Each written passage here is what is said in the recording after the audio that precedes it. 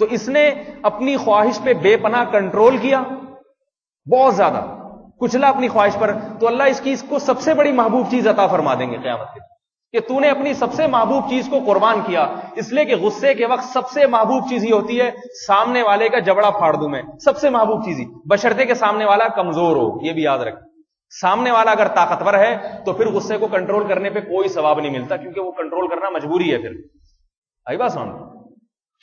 اگر سامنے والا طاقتور ہے نا پھر ہر آدمی کنٹرول کرتا ہے. آپ دیکھ لیں دفتروں میں باس کے سامنے جی سر جی سر جی سر، بوڑھے باپ کے سامنے غصہ آتا ہے. باس کتنا ہی خر دماغ کیوں نہ ہو، یس سر جی سر، اس کی غیر موجودگی میں بیٹھ کے اس کے خلاف پول فل بولتے رہیں گے، اس کے سامنے یس. فوجیوں کو دیکھ لو، میں چونکہ فوجی میں بہت رہا ہوں، مجھے بڑا تجربہ ہے.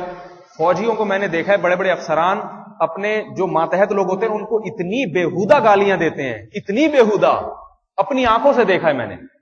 فوج کے جو افسران ہوتے ہیں اپنے ماتحت فوجیوں کو جب غصہ آتا ہے اتنی گندی بےہودہ گالیاں دیتے ہیں، مگر وہ یس سر جی سر، یس سر جی سر.